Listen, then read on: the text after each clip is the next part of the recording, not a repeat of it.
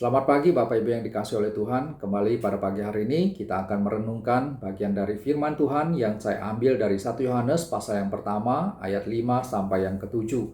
Pada bagian ini dikatakan demikian, dan inilah berita yang telah kami dengar dari Dia dan yang kami sampaikan kepada kamu. Allah adalah terang dan di dalam Dia sama sekali tidak ada kegelapan. Jika kita katakan bahwa kita beroleh persekutuan dengan Dia, namun kita hidup di dalam kegelapan, kita berdusta dan kita tidak melakukan kebenaran. Tetapi jika kita hidup di dalam terang, sama seperti Dia ada di dalam terang, maka kita beroleh persekutuan seorang dengan yang lain, dan darah Yesus anaknya itu menyucikan kita daripada segala dosa. Nah Bapak Ibu yang dikasihi oleh Tuhan, dari firman Tuhan ini kita mengetahui satu hal yang sangat penting tentang natur Allah.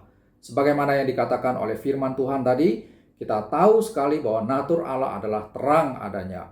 Dan terang itu adalah satu antitesis atau lawan daripada kegelapan.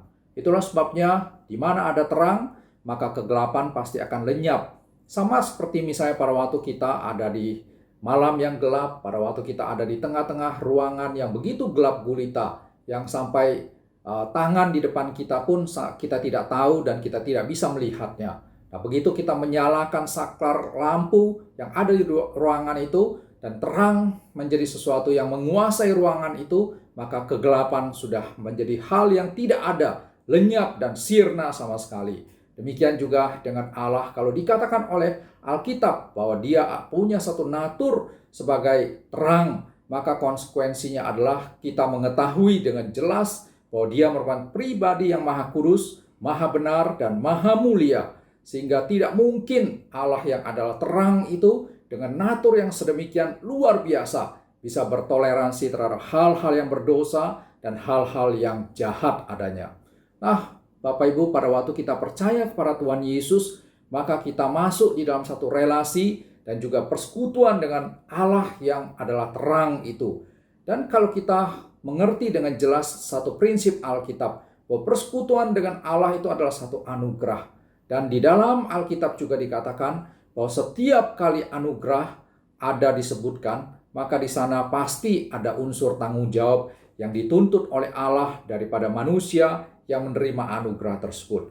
Nah, itulah sebabnya kita juga mengetahui dengan sangat jelas sekali kalau kita misalnya membaca dari 1 Petrus pasal yang pertama ayat yang ke-15 sampai kepada yang ke-16. Di sana Rasul Petrus mengatakan demikian, "Tetapi hendaklah kamu menjadi kudus di dalam seluruh hidupmu, sama seperti Dia yang kudus yang telah memanggil kamu, sebab ada tertulis, kuduslah kamu, sebab aku kudus." Nah, Bapak Ibu, di sini kita melihat bahwa di dalam Alkitab, orang percaya dituntut untuk memancarkan satu kualitas kehidupan, nilai-nilai kehidupan yang sesuai dengan karakter Allah.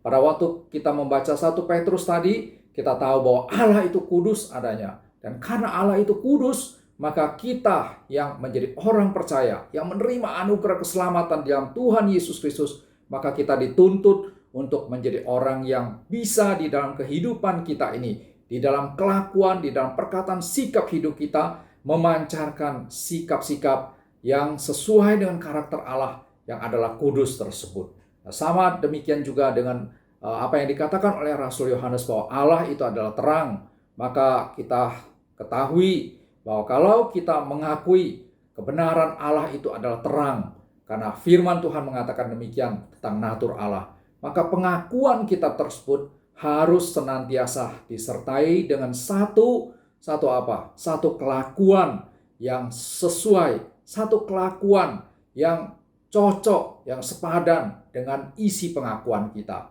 Dengan kata lain, Bapak Ibu yang kasih oleh Tuhan, kalau kita mengaku Allah itu adalah terang adanya, tetapi di dalam hidup kita berjalan bertentangan dengan kebenaran dan juga dengan kehendak Tuhan, maka kita sebenarnya melakukan satu kebohongan rohani, dan itu akan menjadi satu batu sandungan yang betul-betul akan mencemarkan nama Tuhan.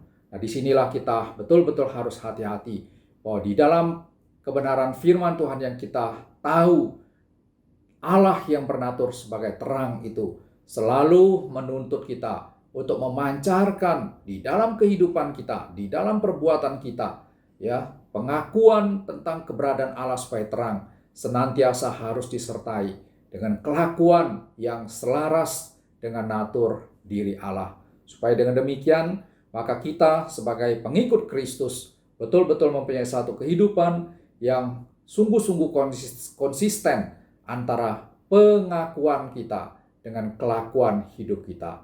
Kiranya kita yang telah disucikan oleh Tuhan Yesus, biarlah kita mempunyai satu komitmen hidup untuk sungguh-sungguh ada di dalam terang kebenaran firman Tuhan.